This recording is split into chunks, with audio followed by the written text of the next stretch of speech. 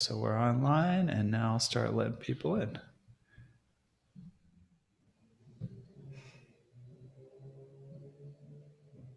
Welcome, everyone. Great to see you all.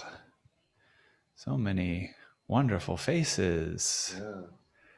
Yeah, it's a good week. Yeah. It's a good week.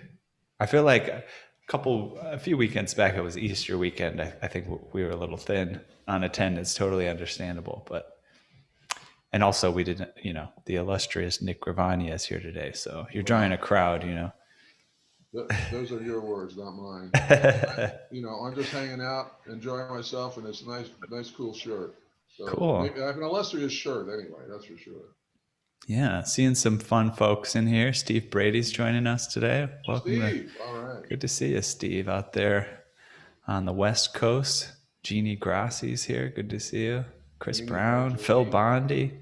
Awesome. Hi, Nick Phil. Lassard up there from Canada. Carl, Very yeah. cool.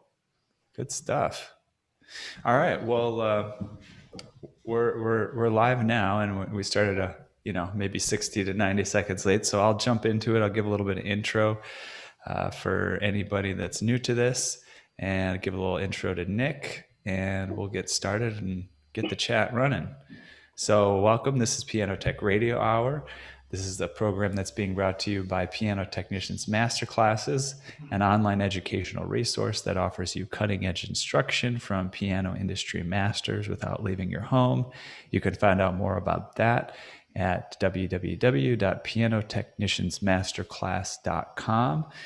And today we have a guest on Radio Hour. We have guests, very interesting people from the piano industry. Nick Gravagna combines a formal engineering background with over 40 years of hands-on experience in piano design, manufacturing, and rebuilding. He has authored numerous articles for the piano trade and has been a featured instructor at piano technical seminars all over the U.S. His business currently revolves around rebuilding and manufacturing custom soundboards for the piano rebuilding trade. So it's really great to see you and have you back here, Nick. We had you for the convention a few weeks back, so Yeah. loving it. Yeah. That was good. Good to be there. Good to see everybody today. Yeah. And in their busy lives, taking an hour out. I love the format. I think this is one of the greatest things going right now. It's casual. It's Relaxed, a casual thing that attracts a serious crowd, so, which I think is pretty cool. Casual thing that attracts a serious crowd. Okay. So we can talk about anything you want today. I noticed that in one of your emails, Ethan, you had said it would be voicing centric. It doesn't have to be that. Yeah, if people have questions. I'm ready to talk about anything, in all things, because I've done a lot in every aspect of this business, fortunately. And I've enjoyed it. I've learned a lot. I've rubbed elbows with a lot of great people in our trade. This is not a singular deal. Those of us who've been in this for several decades can remember in the past where work was hidden. I worked for one music store where a grand action had been pulled out of a Steinway piano, and a big moving blanket had been thrown over the top because the technician that was working there, who was the store technician, didn't want me to see what was going on. And those are the dark ages. And things have been open source for a long time now. That's definitely beginning in the 80s, but definitely late 80s through the 90s. Really blew the lid off things with the journal articles and a lot of teaching. And also what happened at Steinway when they started to bring in people like Eric Shondal, Kevin Stock, Kent Webb, who's there now, Scott Jones. These people working for Steinway were from us. They were from the trenches. And so when they started giving classes out there, it also became much more open source. So, that's the track we've been on for a long time. And I'm glad to have been a part of it and continue to be part of it. As many of you who are viewing it right now are also in that track.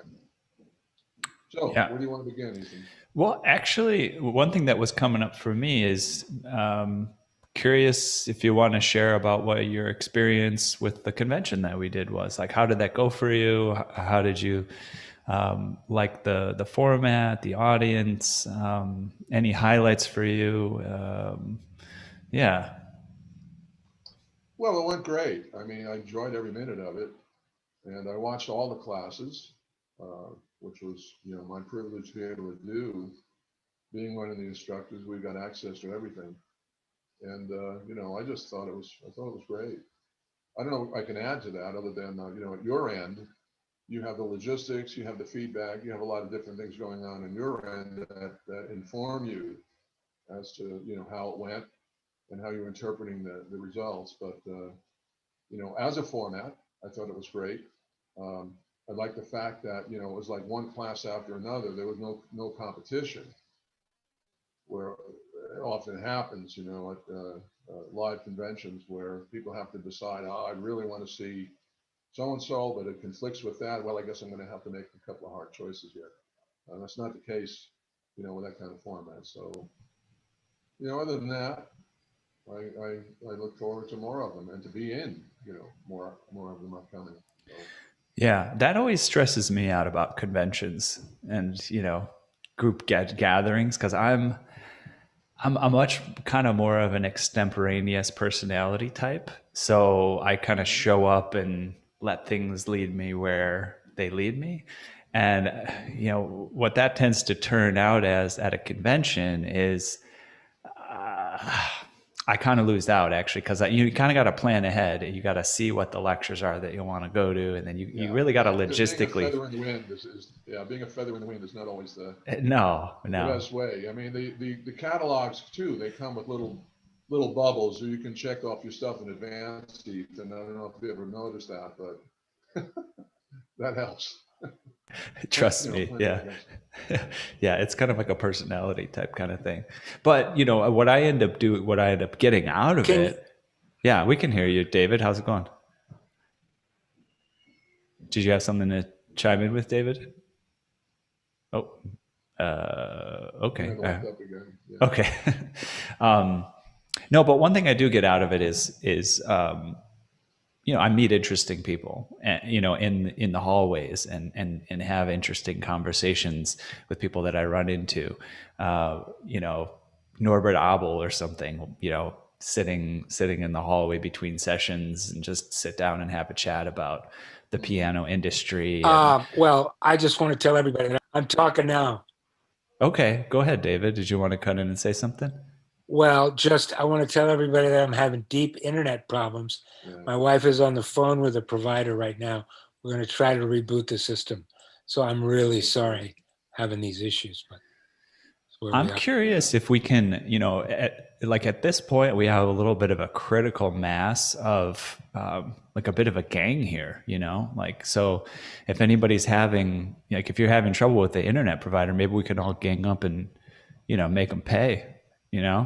Get something to happen. Makes sense. Can we get Nick's volume up? Is my volume not good enough? We tried a little bit. If you just move, if you're using your computer audio, Nick, you could just scoot in a little bit. If I do that, does that help? No. How about now? No, it's about the same. No change. No change. No change.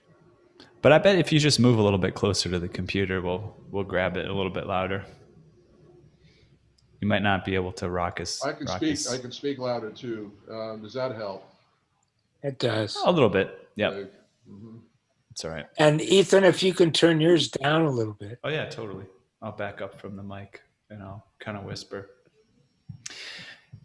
So let's get into some stuff here. What do you want? There was voicing stuff. There's soundboard stuff. There's all kinds of stuff we can talk about here that I'd like to get into. Yeah, you were talking to me a little bit before the session about how you and your wife had worked together doing some rebuilding things, and I'm just curious about interesting things that you've arrived at having worked on soundboards and doing rebuilding, tweaks or discoveries or turning points for you that people might be interested to hear about. Well, having made you know, 470 soundboards now, most of them Steinway, from all the different eras of time. In fact, I've got one from 1880 in the shop now. You pick up a real sense of what was sort of standard. In other words, what were the things that made them the same, and what were the things that made them different? And decades ago, that you know, I would have two soundboards in the shop. Either I was bellying the piano there, or one was sent to me in a box. And the serial now, let's say there's Steinway Bs, the serial numbers might have been only 150, you know, units apart. And yet, on one, the thickness in the middle of the board was maybe 350 thousandths. And on the other one, it was 325 thousandths. The ribs, another big thing. I count the ribs from the bass, from the bottom, the tail of the piano up as number 1, 2, and up in the treble would be 11, 12, and 13, whatever. The depth of the ribs was not uniform. Some were much taller than others. The thinning pattern was never the same. I shouldn't say never, but often not identical. Some are much thinner, going around the curve and into the tail of the piano than others. And all of these things had an impact on the tone, because the more mass and the more bulk there is in a soundboard, the more impedance there is. Now, impedance simply means does the soundboard readily move, that the strings readily move the soundboard. The bulkier it is, the strings have more difficulty in moving the soundboard.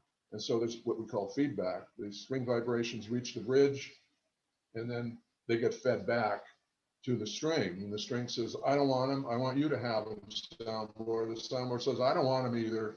You take them back. So that fight between the string and the soundboard system goes on, and that's what we call sustain.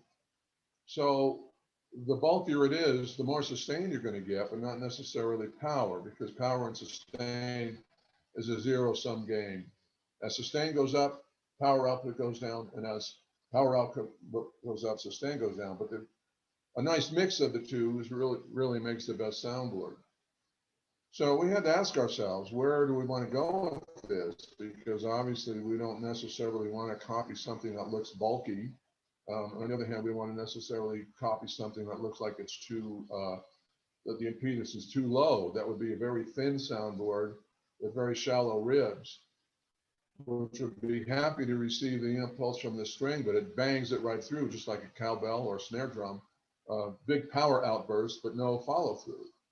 So all of those things, we had to figure out where we want to go with this. And, you know, we came up with what we believe is the happy medium that gives both a good power spectrum and also a good follow through on the sound of the tone. And so that's something that we've had to work with as we've gone through the years. And we're not the only ones, you know, that have had to look at that, but we've had our own personal journey on that. We think we've reached, and according to our customers and universities and other, you know, end users of our product have been extremely happy. So obviously we've hit on that. So thanks for the other thing too about, just to interrupt you on that, soundboards because maybe there's something deeper question? I'm just curious. I'm not sure if they talk about this kind of relationship in the Reblets, which was, you know, had been the sort of traditional kind of Bible of piano information. It was transformative in its day and still is. Yeah, I remember reading Mario Egrek's book and sort of learning about some of the things that you're talking about, you know, just sustain and impedance and how all those things work together. Can you talk, maybe if you know about it, if you can talk about it, if you don't, that's fine. Like the evolution of, you know, at least even for you, understanding of these things. I mean, you're an engineering background, but I think, you know, a lot of piano technicians might have been absent of some of the, you know, technical understanding of these things, maybe working on intuition. Do you have a sense of the evolution of how that information sort of became more widespread or less widespread, or how you sort of started to think in those terms? Well, yeah, you know, what informs me is pretty disparate, but I can start with at least one aspect of this, and that is my son as a college professor in electrical engineering. And the idea of power output and dwell, which exists in electronics and electricity, and it's some of the foundational things. Reactance is really the main word to it. So you have energy flow in electricity, which is called current, and you have reactance, and you have the other items and components that go into a system that